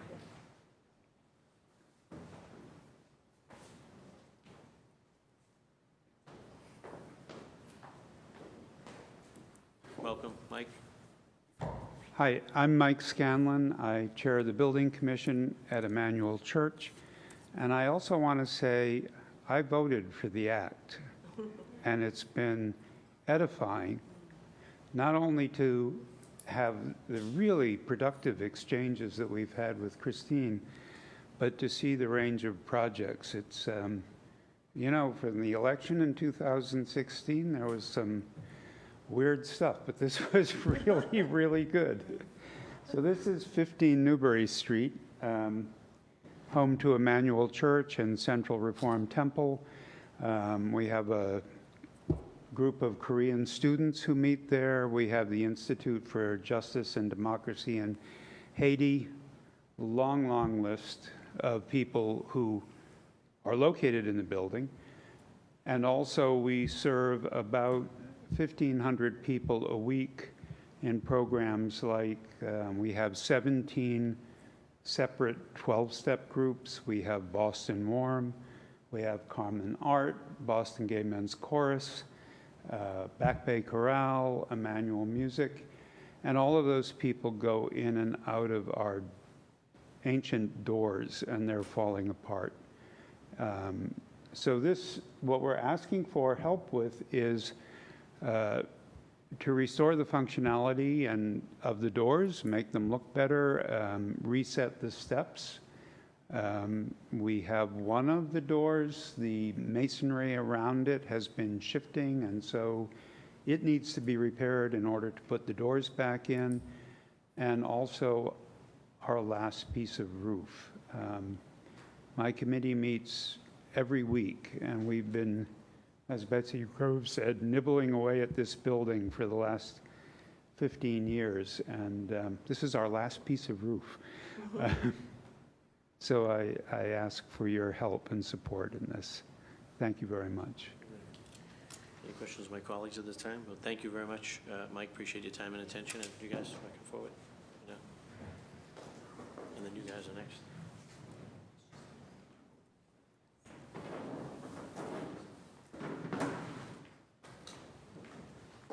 You go right there if you want. That's easy for you. Very good. Welcome to the Boston City Council. Thank you so much. State your name and affiliation for the record. My name is Greta Hagen. I'm from the UU Urban Ministry.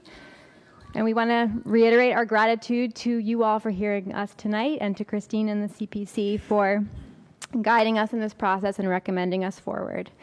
We are located in John Eliot Square in the heart of Roxbury, and though we have a church, we are not a church, but we do boast the oldest wood frame church in the city of Boston, the first church in Roxbury.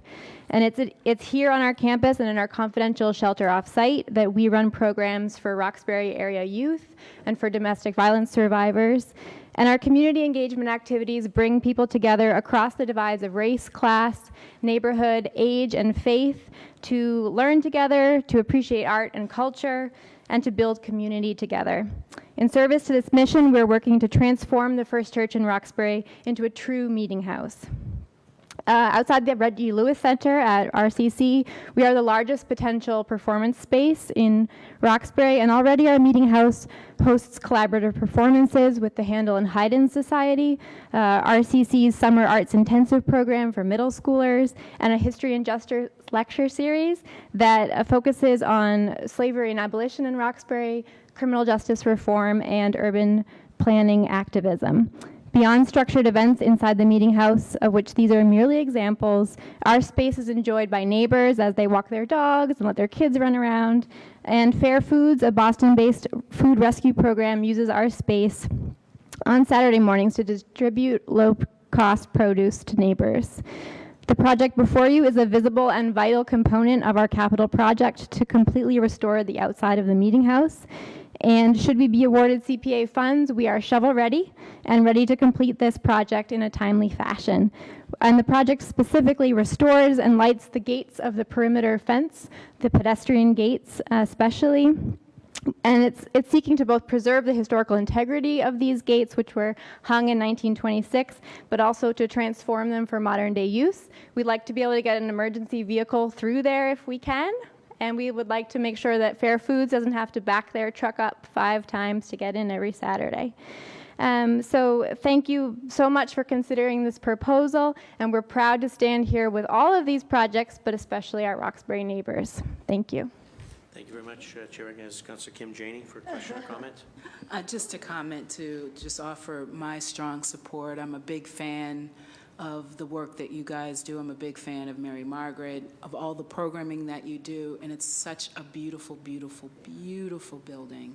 If we're talking about historic preservation, I mean, this is the exactly. So just wanted to offer my support. Thank you. And our young people are learning how to give tours, and so we will reach out to all of you so you can get one from one of the experts. Thank you. Very good. Good evening, council members. Thank you for not forgetting about us. My name is Danny Mall. I'm here with Petey McCauley. We're from ARCS Urban, a socially minded, generationally focused real estate development firm in Boston. And I'm here tonight to talk to you about ARCS at 233, our project here, which is a fully approved 36-unit mixed income development in Dorchester consisting of ground floor retail and 4 stories of residential units above. As currently contemplated, the CPA grant will fund the gap to allow 58% of the building to be income restricted, 10 units at 80% of AMI, and 11 at 100% of AMI. The project will revitalize a blighted commercial site in the neighborhood with much needed workforce housing in the area. The BPDA released, as a part of the Glover's Corner study, some stats that I wanted to share with you tonight. Only 3 new income-restricted units have been built in the area since 2010, and 42% of renters who are in the neighborhood renting at market are in moderate to severe displacement risk. So this hopefully will help alleviate some of that pressure.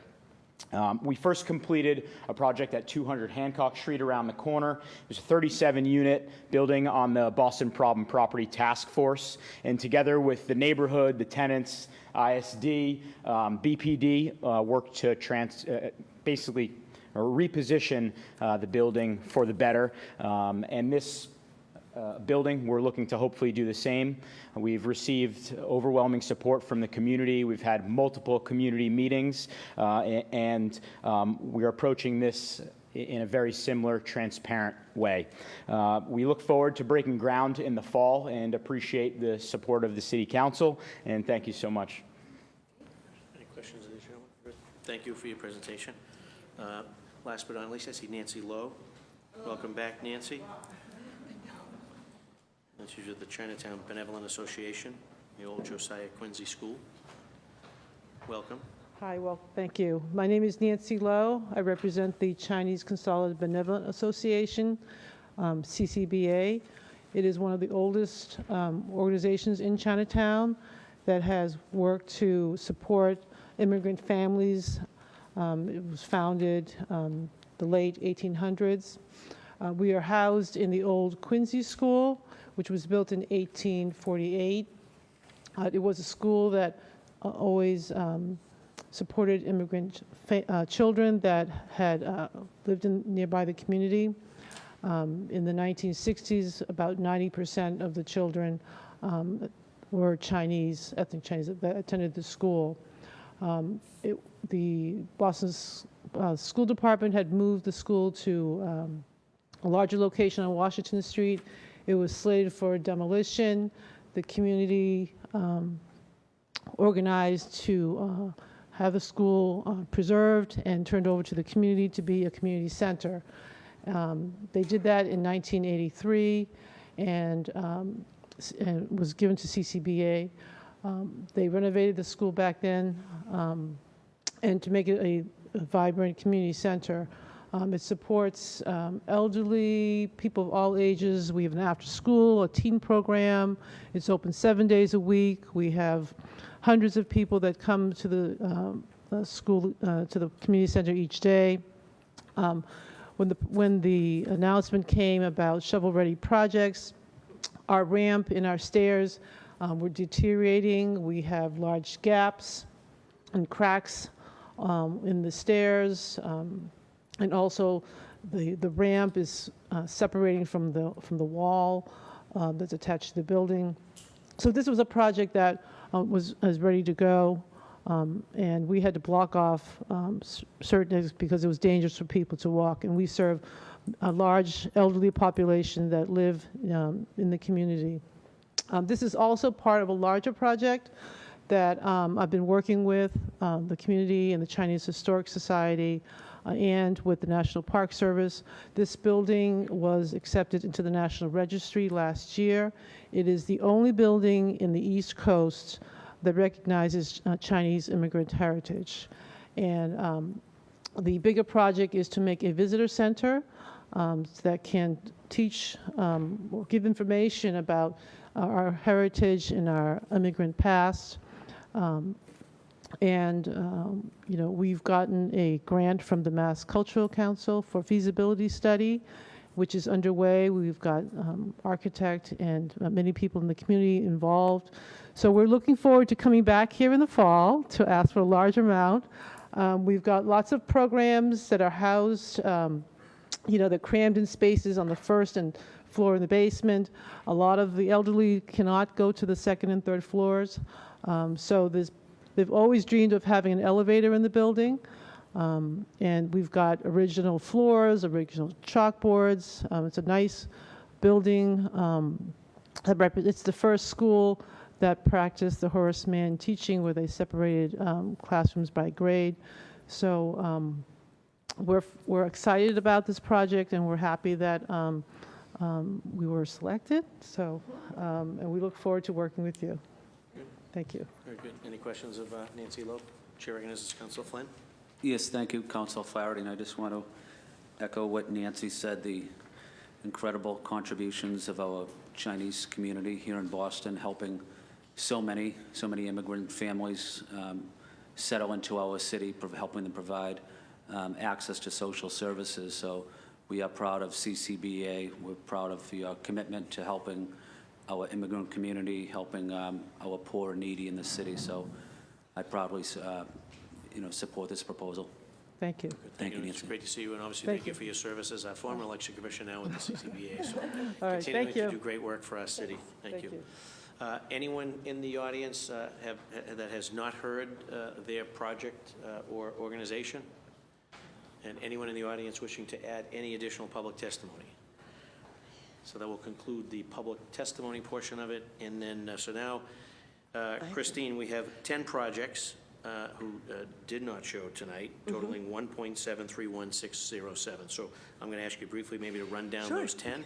Number one. Number two, I, as the committee chair, on behalf of the committee, need to hear from those individuals, organizations, by close of business tomorrow, or they will not be included in my committee report on matters recently heard for Wednesday's council meeting. I find it over the top offensive that folks did not show up here today with ample and sufficient notice and time to make a presentation on all the hard work that you've done on behalf of your organization, all the work that this committee has done for 10 organizations to not show up for a total of 1.731607. It's either A, they got here a little early and because the previous hearing ran a little over, and that's obviously on us as a council, but if they made zero effort to be here, I'm going to make zero effort to include them in the committee report. I just want to be very frank.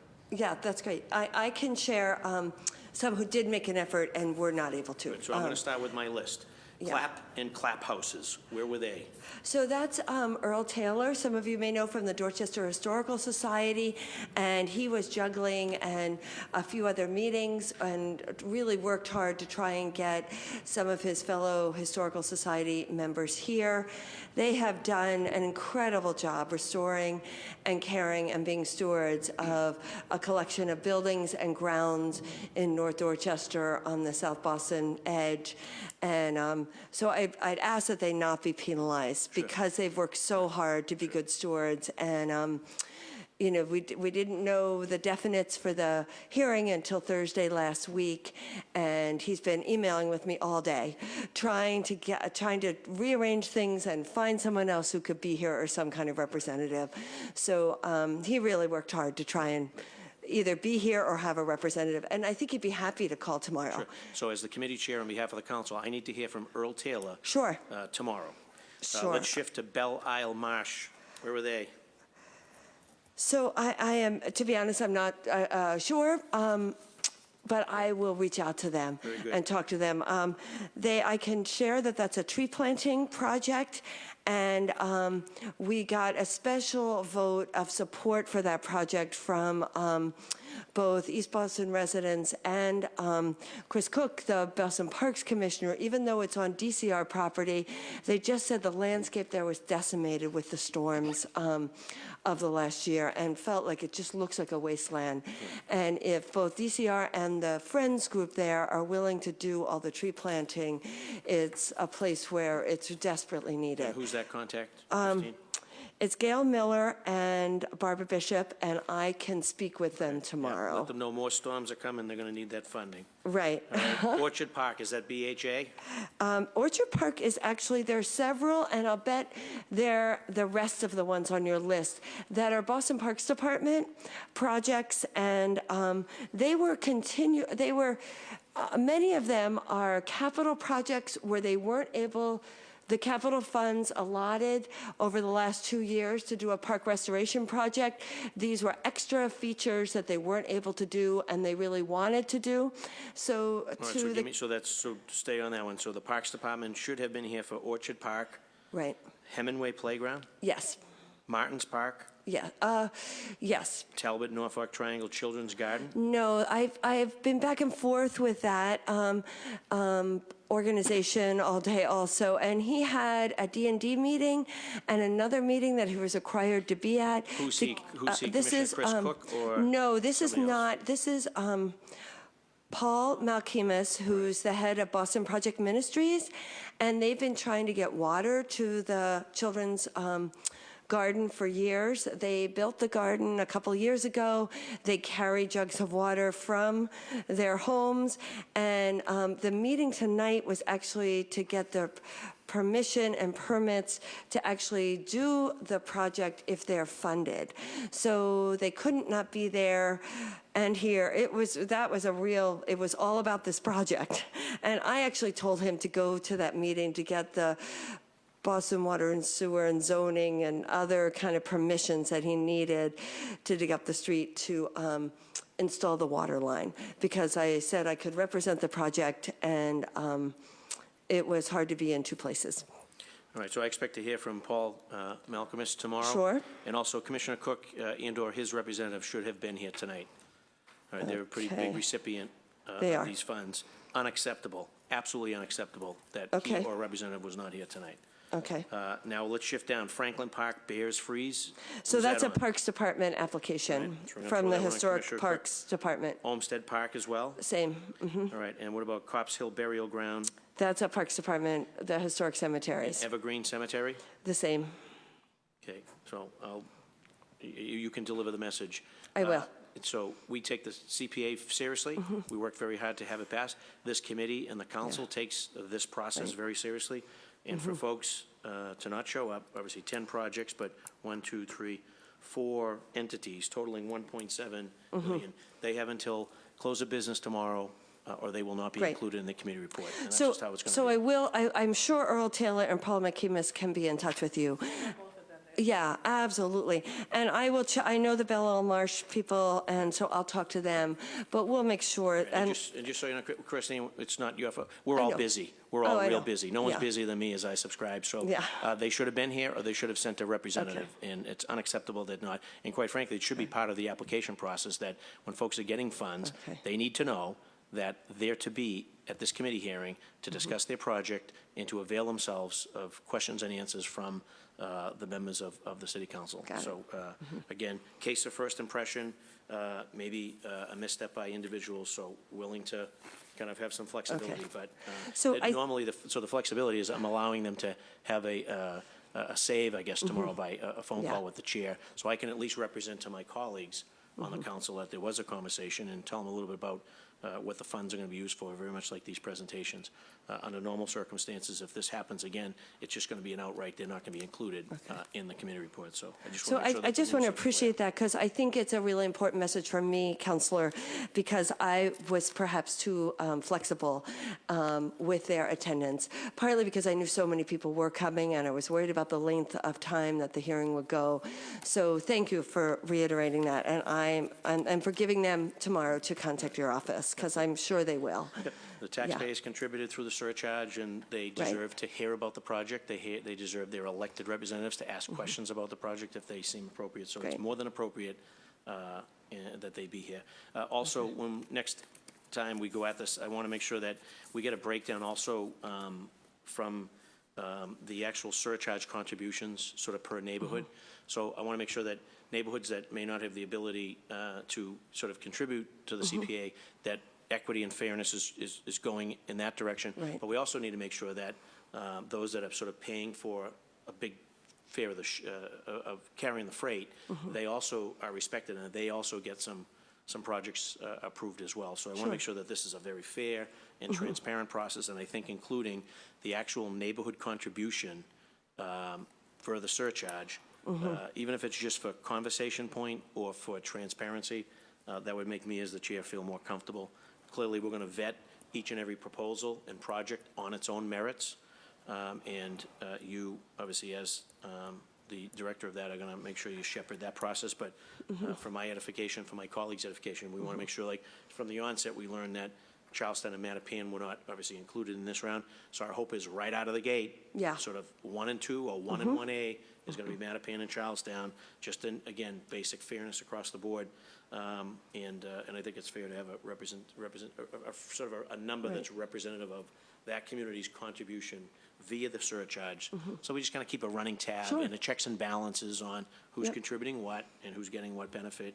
And again, making sure that fairness and equity, particularly the neighborhoods that don't have the reach of, say, of a Back Bay or Beacon Hill because of the tax revenue that's generated there. But we also need to make sure that folks in Back Bay and Beacon Hill get their fair share of their projects approved too. So, so that's my opining as the chair of the committee. Any of my colleagues have sort of final parting comments? Chair recognizes Council President Andrea Campbell. Thank you, Council Flaherty. And just as vice chair of the committee, and we probably would have co-chaired this, but the rules didn't allow, and we didn't want to make it complicated. So a couple of things. I think we need to explicitly, and this is the first time around, put in writing what the requirements are when it comes to attendance. I know Paul and Earl very well, and I know their dedication to this, and I know they take this seriously. And I know they would have wanted to be here, but they could not. And we scheduled this hearing after just getting it to the council on Wednesday. So it's not like we gave folks 2 weeks notice and all of that. So we need to define what does attendance look like. I think it probably needs to be more than a phone call to Council Flaherty. If it's written testimony, if it's a combination, let's put that in writing so it's crystal clear and so we're not making those rules up as we go, and we can all agree as to what that looks like, Christine. The second piece is, you know, on an equity front, I want to applaud your efforts. This has been a conversation from the beginning when we passed CPA that we knew that certain resources were going to come from certain parts of the city. We also knew that businesses, for example, would pay a lot more. And we welcome that. We welcome their participation, even though they may not be getting the bulk of the projects. But they do get the resources that this city provides. So I want to applaud you and the committee's effort when looking through that equity lens. I think you did a great job in this first time around. we're figuring a lot of this out, Right. so I don't want folks to be penalized, but I agree with Councilor Flaherty. We want to make sure that folks understand the magnitude of the resources they're getting and the process, but we have to be crystal clear in what that process looks like. Two other things that has come up, but I don't know if we've addressed it. I was excited to see many of the projects, particularly the churches, receive dollars for the historic preservation piece. That came up during the campaign when we were campaigning for CPA. I also know that looking at other municipalities, there was a question around whether or not CPA funds could be used for churches, church and state. I'm not sure where that is in sort of the conversation. I don't think, of course, it should stop us, but I know that other municipalities were looking at possibly challenging that.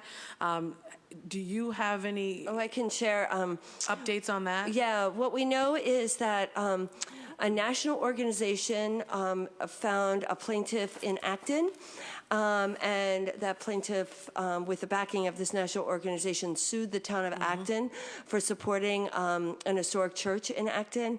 The CPA grant was for two things. It was for restoration of their stained glass windows and also for a master plan, an historic sort of preservation plan for the church. What the SJC, the State Supreme Court, has ruled that the support for the stained glass windows is not allowed because there's religious imagery on those windows, and they have not weighed in yet or determined the master plan, the preservation plan. What we did to interpret that is that we know that so much of Boston's history is in our churches across the city in every neighborhood, and so the way we interpreted that safely is we said if we only allowed applications, and we made this really clear to the churches, so we got no church applications that were ineligible. We said only external work that's publicly facing, publicly visible, and that does not have any religious imagery. So that seemed it's safe. We could maybe go a little bit deeper and do more work for churches, but there was plenty of work. That, as you heard, this is great. There was churches and steps and doors and masonry.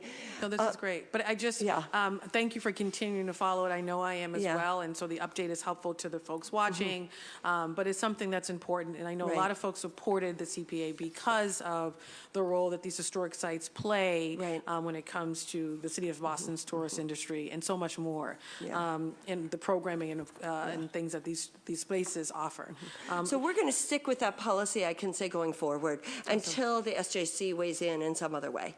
Awesome. Yeah. And then lastly, not to be critical, but or maybe I'm being a little critical. So it was great to have the students here and the folks from the two schools for the playgrounds.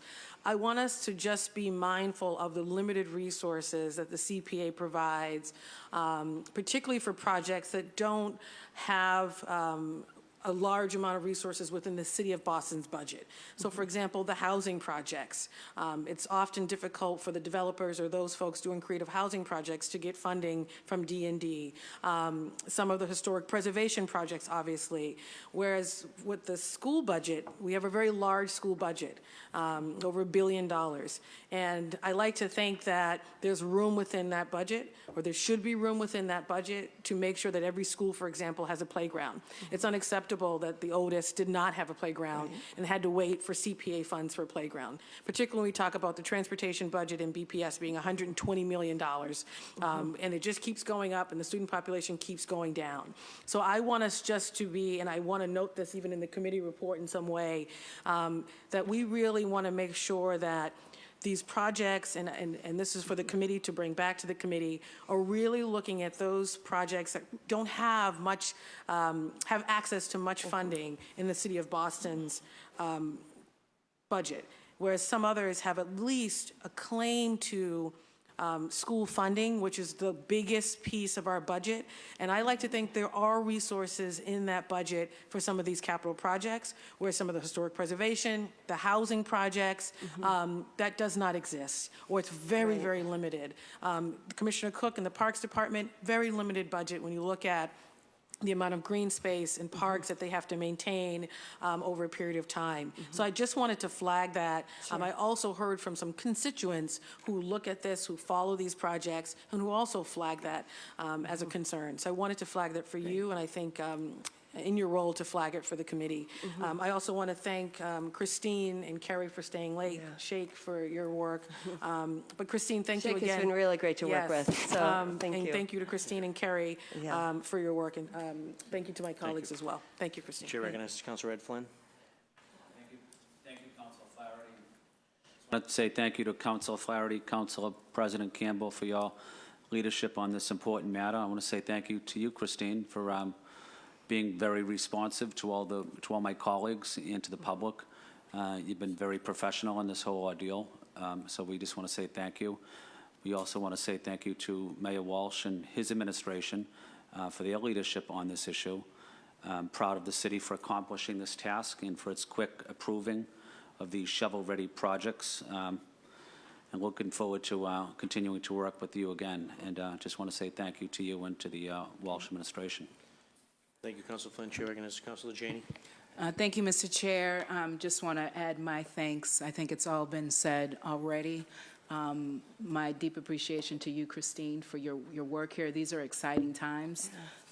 All the residents that I speak to, certainly within my district, but throughout the city, are really excited about what this means for our community. So I'm just happy that we're at this stage in the process, and I look forward to seeing what comes next. So thank you for all your work. Thank you again, Mr. Chair. Thank you, Christine, and thank you, Kerry, who is watching. If I can just say thank you so much to the four of you for sticking. I know it's been a really long, busy day, and I just think it means a lot to people who came and to us. So we so appreciate your support and engagement on all this. I'd also like to thank, obviously, Councilor McCarthy was here, Councilor Siomo, Right. Councilor O'Malley, and Councilor Zachem who had to leave. So, and thank you, Christine, for you and your Great. team, and your partnership on this issue has been great. So, And please keep shooting questions and ideas and proposals.